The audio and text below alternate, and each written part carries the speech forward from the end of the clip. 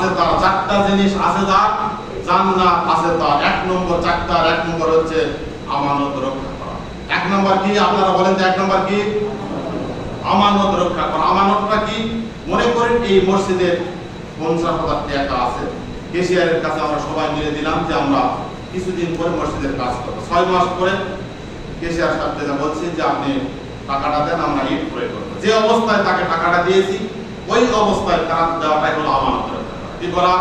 আমানত রক্ষা করা। এখন নিতে গিয়েছি, বলছে আমি টাকাটা খরচ করে ফেলেছি, ফসল না আসলে দিতে পারবো না, একটু দেরি হবে, কাজ একটু দেরিতে করো, তাহলে কি হয়ে গেল আমানতের?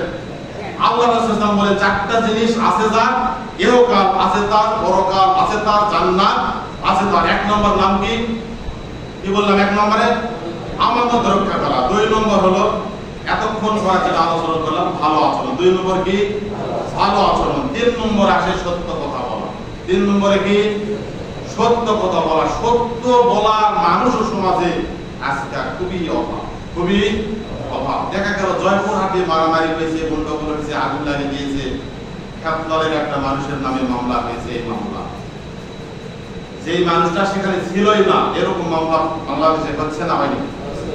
এবং ওই মামলা যখন ফুটে যাচ্ছে, একজন মুসলিম হিসাবে 2 জন মুসলমান তার ইমানদার দাবি করে মুসলমানেরা দাঁড়িয়ে কোর্টে জজের সামনে সাক্ষী দিচ্ছে, হ্যাঁ এই লোক যেই দিন মারামারি হয়েছিল এবং অগ্নিসংযোগ করেছিল এই লোক ওখানে ছিল।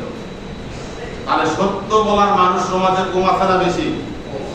কম। সত্য কথা বলার মানুষ সমাজে খুবই কম। এই জন্য আল্লাহ রাসূল আজ থেকে 1000 বছর পূর্বে বলে গিয়েছেন চারটা জিনিস আছে তার, ইহকাল আছে তার, পরকাল আছে তার, জান্নাত আছে তার। তার 3 নম্বর হলো সত্য কথা বলা। 3 নম্বর কি? সত্য কথা বলা। আজকে খুতবাতে আমরা প্রতিজ্ঞা করব, আমরা মিথ্যা কি করব? পরিহার করব, সত্য বলার চেষ্টা করব। 4 নম্বর বৈধ রুচি। 4 নম্বর বৈধ রুচি। যে এত আমল করতেছি, আমার আমল কবুল হচ্ছে না, এর একটাই মাত্র কারণ হলো আমার রুচি বৈধ নয়। জিহাদের ময়দানে কাবার চারপাশে যখন আল্লাহ রাসূল জিহাদে ফিরে এসেছেন, সকল সাহাবারা কাবা করে তাওয়াফ করতেছেন। একজন সাহাবা কাবা তাওয়াফ করতে করতে এমন ভাবে কান্নাকাটি করতেছে, উচ্চ স্বরে পাগলের বেশে কান্নাকাটি করতেছেন। একজন সাহাবী আল্লাহ রাসূল বলছেন, রাসূলুল্লাহ আজকে তো এই কাবা তাওয়াফের সমস্ত সওয়াব ওই সাহাবী নিয়ে গেলেন।